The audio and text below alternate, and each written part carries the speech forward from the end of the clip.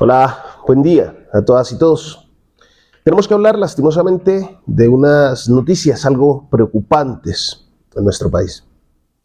Y tiene que ver con que si bien nunca superamos el conflicto armado, nunca ha desaparecido por completo el conflicto armado, parece que íbamos avanzando en la lógica de la consecución de la paz.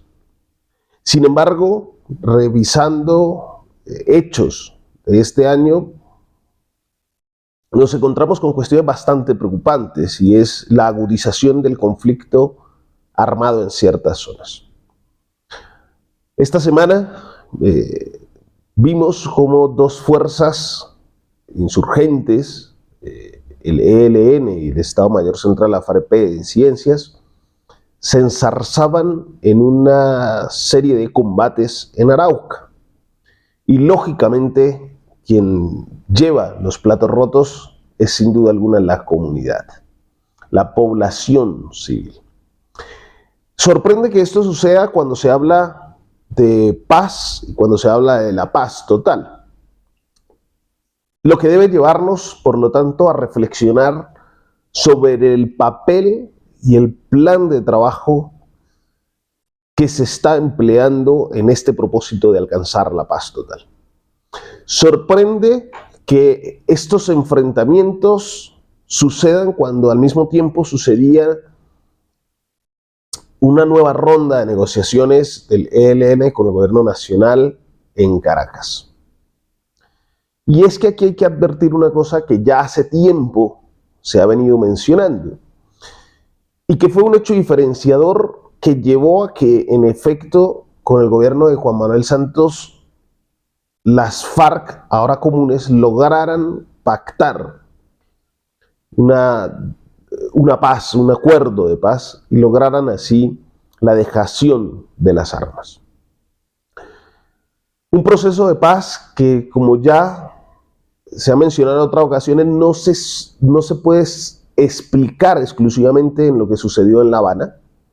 Tiene que explicarse por otros miles de factores, pero entre esos porque un proceso de paz en diferido, que demoró más de 20 años y contactos múltiples entre múltiples actores de las FARC en su momento y de los gobiernos en su momento. En donde personajes de estos se encontraron así varias veces, en Tlaxcala o en Caracas, en La Habana, etc. Y ya habían aprendido hasta qué punto, o habían comprendido, en definitiva, quién era quién y qué perseguía cada quien. Entonces, uno de los aciertos para el proceso de paz de Juan Manuel Santos fue aquel de negociar en medio del conflicto. Y sé que puede sonar, puede mal sonar para algunos o puede no entenderse bien. Pero ese fue uno de los aprendizajes y es algo que hay que advertir para que pueda tener éxito o puedan tener éxito los diferentes procesos de paz en la actualidad. Negociar en medio del conflicto salvó al proceso de paz en sí, porque evitó que personas, que intereses que se lucran y viven cómodamente de la guerra, pudieran sabotear el proceso de paz. Los ceses al fuego son bastante importantes en términos de carácter humanitario, y es decir, porque necesitan alterar la situación en la que están viviendo, o la situación de incertidumbre, terror y violencia en la que están siendo sometidas diferentes poblaciones. Pero de cara al proceso de paz y a tener éxito en un proceso de negociación, puede esos cese al fuego convertirse en un problema.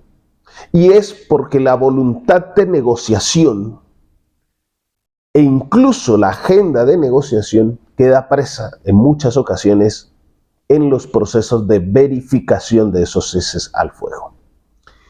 Luego hay muchos intereses que ocurren alrededor de la guerra y del conflicto que, por lo tanto, les interesa sabotear una tregua o un cese al fuego con el fin de inclinar la balanza de las negociaciones hacia un lado o hacia el otro. Por eso no es lo más recomendable. Pero, repito, en ocasiones es necesario para aliviar la situación de crisis humanitaria que pueden vivir ciertas poblaciones. Ahora bien, es triste ver las declaraciones, por una parte, del ELN y por otra, de un muchacho jovencito del Estado Mayor Central, de las FARC, ¿no? Y es que parece que viven en otro mundo. El clima hoy en nuestro país no es un clima que esté pensando en quién es o qué se está discutiendo en una agenda de paz. El clima de paz que vivió la ciudadanía de manera entusiasmada lo hizo cuando Santos y perdió el referéndum. Hoy ese clima de paz no está aquí. Y parece que esos actores armados están completamente desconectados de la realidad de la ciudadanía. Están más preocupados por su interpretación de la lucha de clases y su interpretación política bajo el romanticismo de una revolución y empoderamiento que es anacrónica a la realidad. No entienden hoy el comportamiento de la ciudadanía y no entienden el querer de la ciudadanía. En esto creo que el gobierno tiene que dar un paso más al frente, hacer claridad sobre cuál es esa agenda de negociación, de conversaciones con los diferentes actores, pero al mismo tiempo fortalecer la institucionalidad, poner en la agenda nuevamente cuáles son los temas que ahora mismo está demandando la ciudadanía. Es esto, un fuerte abrazo a todas y a todos.